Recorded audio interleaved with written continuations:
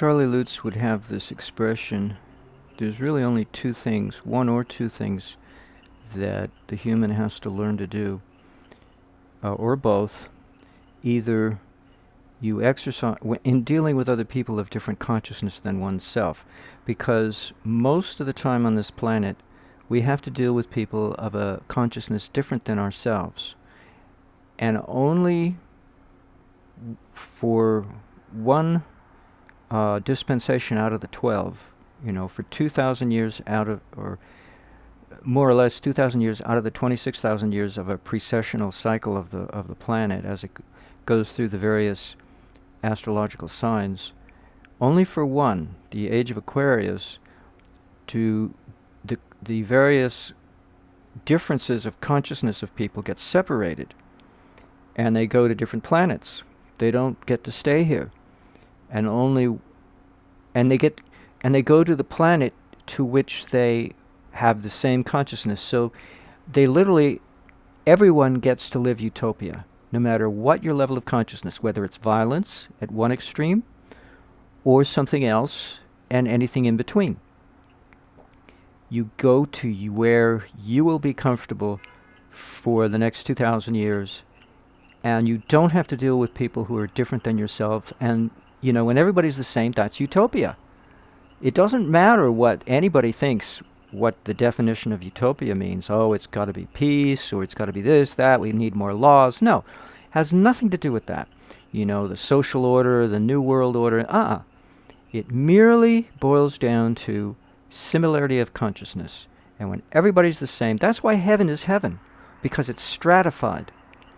Well, here on Earth, we don't get to do that except once every 24,000 years for a period of 2,000 years out of that 26,000 total, because each dispensation lasts a little bit more than 2,000 years. So it amounts to 26,000 years for the entire precessional cycle of the planet Earth. Only when we are separated from each other are we happy. Separated from the differences, separated from people who are different than ourselves in consciousness. Not ideology, not religion, not sex, gender, gender or sexual persuasion or age or race. None of that matters. Language, ethnicity, culture, none of that matters. All that matters is consciousness. It's what it all boils down to. That's why heaven is heaven, because it's stratified. Hell is at the bottom, purgatory, Most people pass through it, and so we call it purgatory. We don't call it hell. It's a cleansing. We move on to something better. But a few people don't. They stay right there, and they love it. It's like the cartoons. They kill each other, and they realize they're not dead, so they get up, shake themselves off, and go back at their violence all over again. That's utopia for them. And so they will get to live that life, not just in the heavenly plane, but in the earthly plane for the next 2,000 years once the separation really firmly kicks in. It hasn't yet. You see the population dwindling? No, I haven't seen it happen yet. So it hasn't happened yet. And who gets to stay here? Well, Charlie Lutz would say that it used to be the case that always the people of the lesser consciousness would stay and everybody else would leave. But we've trashed the planet. And so there's something else happening besides the Aquarian age. The planet wants to redeem itself, and it can't do it with humans mucking it up all the time. So actually it's going to be turned around. The people of the highest consciousness will remain, and the people of any other persuasion will leave. And the people of the highest level won't. They'll realize they don't even need a body. It'll be like that movie. The last movie that Rock Hudson made was a Ray Bradbury movie, Martian Chronicles. And if you've seen it, great. If you haven't, go see it. Rock, his character, is hiking out in the mountains with somebody else, and they meet some people who don't have bodies. They're just blue spheres, just hanging around, and they communicate with them, but they're just spheres. They're not bodies. Well, it's not quite like that, but it's, it was a way to symbolize it in a movie. What it means is you step out of space, but you're still in time. So you still take up a time frame, a lifespan. You just don't have a body in space anymore. And that's what those spheres, I guess, were meant to represent, I suppose. Um, but you're not enlightened, but you're on the verge of enlightenment. You're on the verge of it. Um, Anywho, the reason why it's turned around is because the earth is going to be made into a garden again, like it once was. There will be people born who will simply manifest the garden just by their consciousness. They will be so ahead of their parents are going to have a hard time coping, because the children are not going to be materialists. They couldn't give a doot about materialism because they can create it. This is what the Star Trek Trekkies, or even in Forbidden Planet, Robbie the Robot did it. The ability to create things just because you ask, a device to do it for you, and then it just manifests, down to the structure of the molecules, Well, these people will do that, but they'll do it because of their consciousness will allow themselves to do it. And I suspect, maybe, I'm guessing, it'll be because a lot of them will be angels incarnating for the first time. I can't imagine any human being able to do that who's been here a while. We usually lose our consciousness pretty fast, get caught up in karma. Anywho, regardless of, or it may just have been humans who hung out waiting for the right moment to come back. They were people who never really deserved to lose the Sat Yuga. Everybody else did. They created they created the diminishment of global consciousness, while a few didn't really do anything to contribute to the loss of consciousness, so they just hung out in heaven for the longest time, waiting for the right opportunity. And this is, hey, the Sat Yuga hasn't come back yet. The Kali Yuga hasn't even kicked into full gear yet.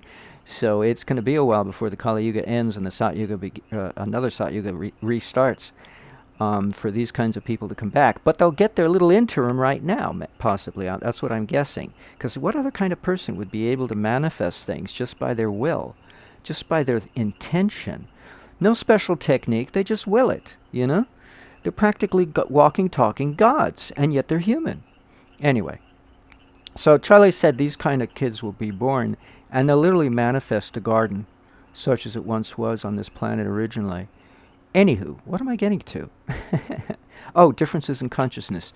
So, the only two things we have to learn, the lessons, or one of two, if not both, in coping with people of different consciousness than ourselves, is we either exercise compassion, or if we can't exercise compassion, at least understanding. And that's what I do, the latter. I'm not very good with the compassion part because I don't have much patience for well, I don't want to use the I word, and I won't even spell it.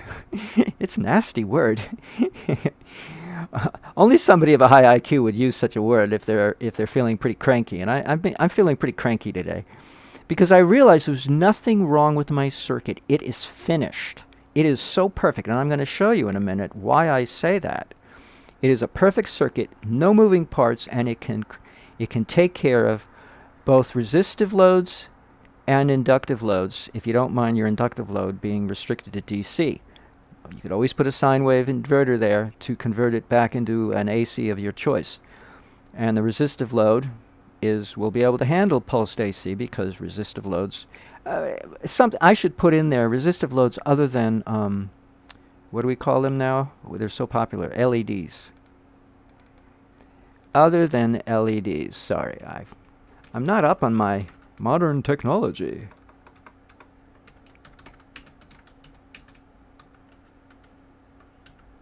Alright, other than LEDs. Alrighty. So, I try to understand people, and that's what I've been trying to cope with today, because this is finished. I don't have to take anybody's criticism seriously anymore. Okay? That's the nice way to say it. I'm going to ignore anybody who criticizes, because there is no criticism worth listening to at this point. Serious criticism. If you're a little, you misspelled the word. Oh, yeah, thank you. But, if there's anything fundamental, I'd be shocked. Really. I'd be shocked.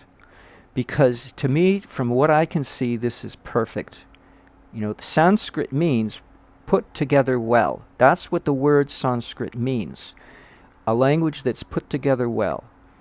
And that's what this circuit looks like to me. It's put together well. Either I'm boasting, I'm dumb, I'm too stupid to figure out otherwise, or it's really true. But in any case, I have taken the criticism seriously, and that's why I'm so upset today, because I have to let go of it. I have to let it go. Let it go. As Tim Allen said in the movie For Richer or Poorer. It's a great movie with Kirstie Alley. Oh, it's such a great movie. You got to see it. I love Tim Allen. What can I say? Okay.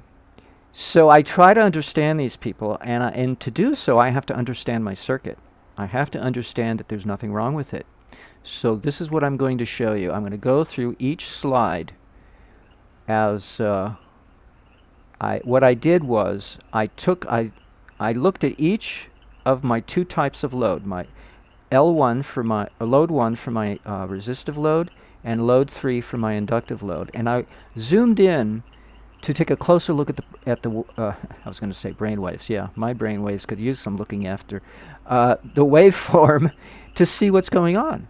All right, because I took a walk to cool off. It's been very hot today, and I realized, wait a minute, don't resistors put waves back together again that have been separated by, because by any means whatsoever? Because don't inductors and capacitors separate? They're known to separate current from voltage waves, by 90 degrees one way or the other. So, but resistors put them back together, don't they? Yeah, as I recall, they put them back together, don't they? Well, I don't know. Here's the load number 1, not zoomed in load, view. And I chose that resistor because the amps are almost equivalent to the volts, so we'll be able to see and compare them. Unlike the other resistor, the other load 2, the resistance is so high that the amps, it can be problematic looking for waves. Okay, so that's the far away look. Now we zoom in, and look what we get. We get what I thought. The volts and the amps are totally lined up. They are totally lined up. So I don't have to worry about whether or not we can run a resistive load. The lights will light, other than an LED. The lights will light up, and the heaters will heat up, and we won't have any problem whatsoever. No problems, okay? Argument settled. Right there, we can boil water and run a steam engine, if nothing else. Okay, and light up the whole street. Half a gigawatt of power. You can light up a few light bulbs with that. Given the fact that the simulator is probably so idealistic that it's putting out way too much power, way more power than it would otherwise if it were actually built, I'm willing to give a little in that area, or a lot. I don't mind. But the fact is, it's usable, it's doable, it's practical, and it can be put to good use. Just there alone. All right, now let's move on. Now I started looking, the faraway look at the inductor. This is the load number 3. So we have the rising current, and we also have the rising, and then we have the falling voltage. But it rises quickly because it's behaving. It's in parallel. This load 3 is in parallel with the capacitor, and that's exactly what the capacitor does. The voltage rises suddenly when it comes up to, when it's ready to surge, and then it's trailing off there. So let's zoom in for a closer look. We don't see much, do we? We just see a bunch of straight lines. So I guess we're going to have to zoom in a little closer and select which one we want to zoom to. So let's just zoom in on the voltage first. And what do we get? Ooh, look at that. We get waves. And they're slightly irregular. And they vary. The low point on this one area, 422 volts, 0.843. And then the peak is 423.114 volts. So there's a slight difference there in voltage, which is actually less than a volt. So it's less than a volt of variation between the peaks and the troughs.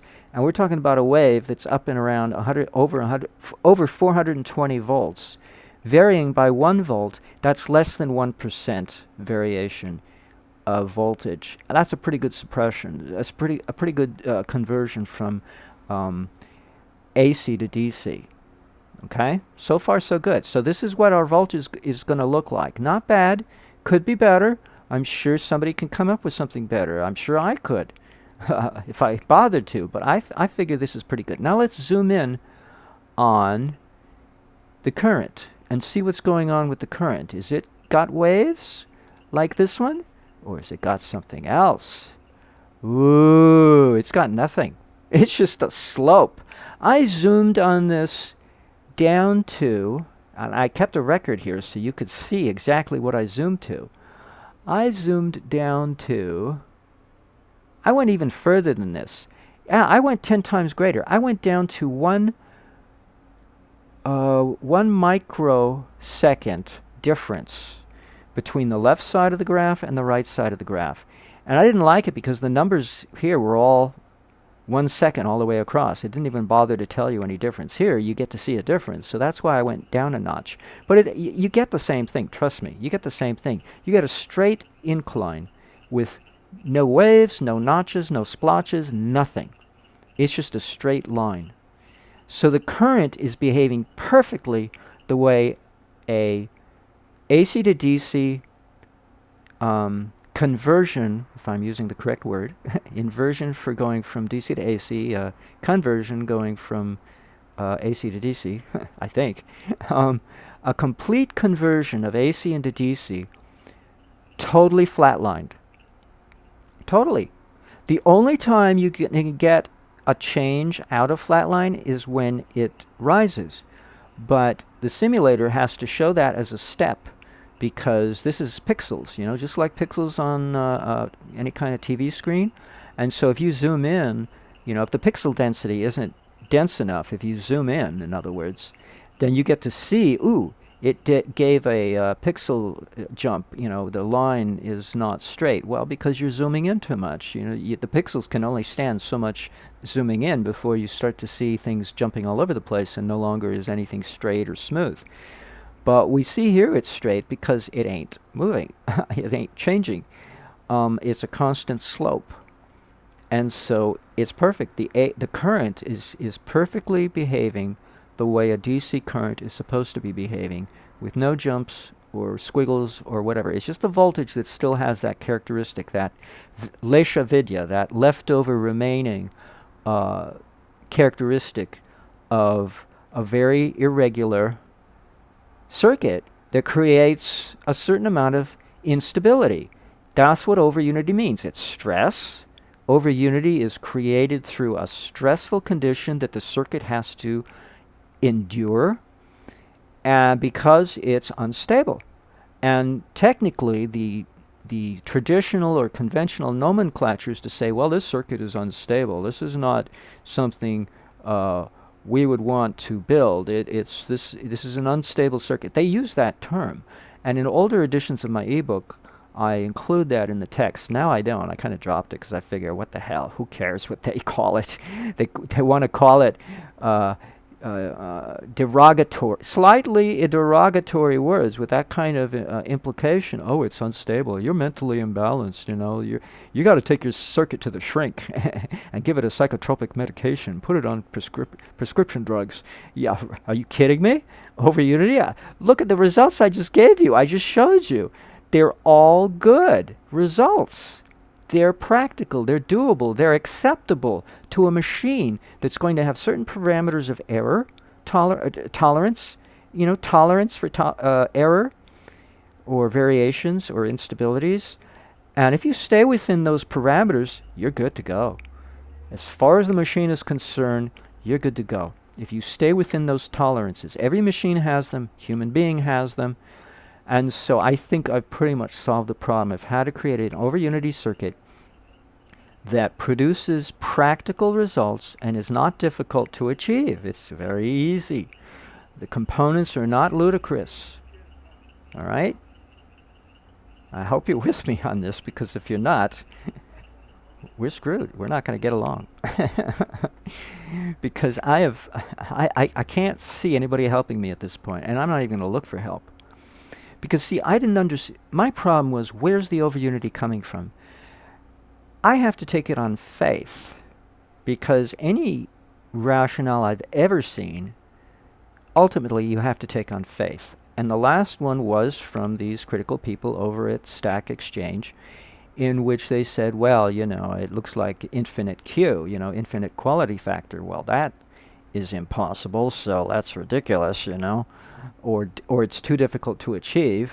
I don't think some of them who were criticizing said it was impossible. They just said it's improbable because it's so impractical to achieve it. I can't see how it can be impractical. What am I missing? Am I overlooking something? What am I missing? Everything here is doable. The voltages are high, but that's, hey, Eric warned us. You can't do anything small when it comes to over-unity. I don't know how these people manage to create small over-unities. I suppose it's because they don't get into capacitive reactance like I do. I go into the big stuff. I figure, why piddle around and toy with the small stuff? It's not very interesting. Inductive reactance just doesn't give you the gain like capacitive reactance will do. And so I make sure I make use of it. And it's this capacitor, C2, that really helps. But it's also probably the low inductance between this coil and these 4 coils, which creates a kind of capacitance.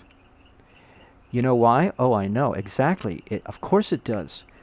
I was reading an article to try to brush up on my my lumped inductors, and I came across an article. He had a flat pancake coil. It was an experiment. He bought a kit, actually. It was a kit. He had a pancake coil, and on the inside of that, he had a simple ring coil, just a single loop. And the single loop was fed by a coax cable, so a single line of coax cable, having 2 lines inside of it. And then the spiral coil didn't look like it was connected to anything. It looked like an open coil. And there was spacing. He had it glued to a plastic frame, so there was spacing.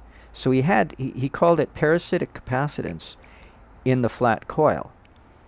And I don't know what that means, but I know what it means when you have capacitance in a coil. It's due to spacing, usually, between the windings. And he definitely had them. It was pretty obvious.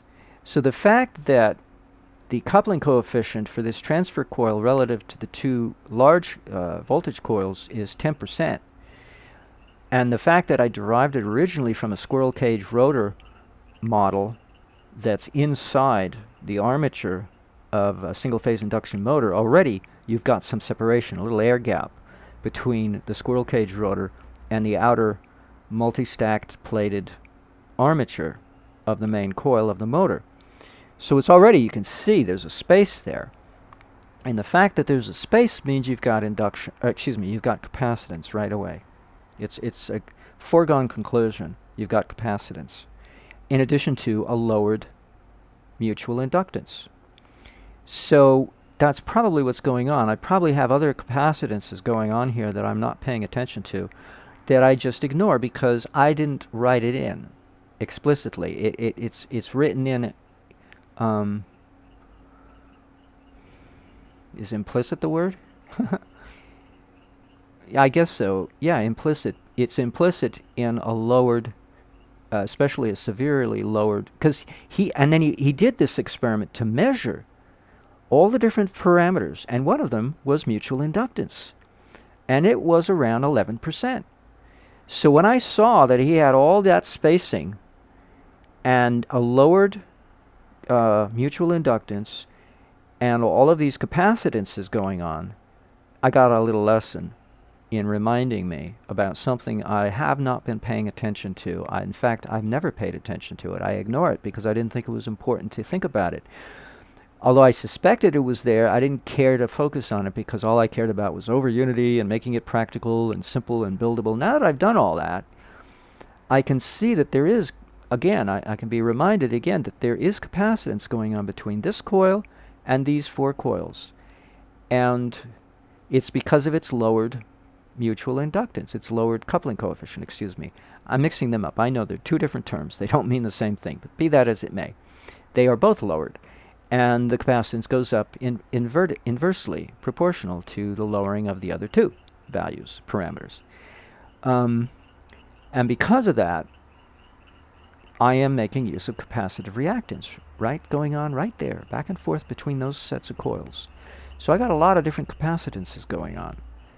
And I like capacitance. It's very unstable, you know, very erratic, but it produces over unity very nicely because it does a better job. Let's face it. It's the way to go if you want. It's very unstable. It's quite a wild stallion to deal with. I mean, you know, if it wasn't for the spark gap over here shutting things down periodically, these would not collapse. They just keep going to infinite gain, and then your circuit would blow up in your face and spread shrapnel all over the place and probably injure somebody as well as messing up your shop. So that's why I simulate, you see. I want to make all my mistakes this way, the safe way. Not to say that I've prevented you from making any mistakes. As I said before in the prior video, parameters, mileage may...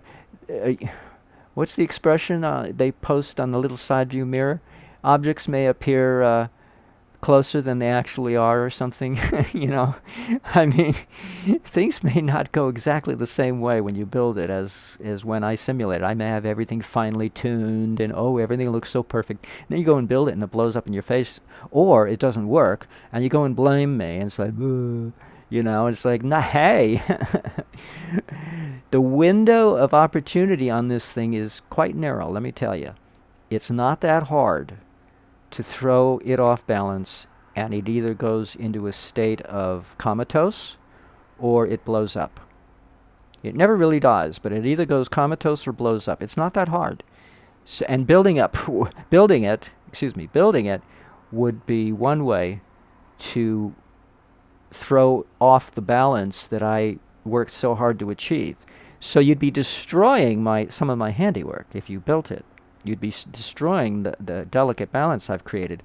But you'd also be making it real world, you know. You'd be grounding this ideology, this concept, into the real world and out of the world of the simulator. And so a shift will happen, and we don't know which way it's going to go. There's no way I can forecast what that'll be. It may blow up, it may go comatose, or you may get over unity on these nice little staccato wedges right away first time. Who knows? You know, I'm not Tesla. Tesla, he'd get this. Nothing would blow up and nothing would go comatose. He'd get exactly what he expects to get. Me, I have to take it on faith that maybe this is what you'll get, but I can't guarantee it. No guarantees. Disclaimer. Time for the disclaimer, finally. Maybe the last video, unless somebody builds this, and then I can include that video. But the last simulated video, because I can't see how I can possibly make any improvements on this. Disclaimer. Mileage will be different for you than for me, and objects may appear closer or further away than what they really are. So when you build it. So, all right? Now, I hope we're clear on that. No misgivings, no surprises, all right? Okay. Deep breath.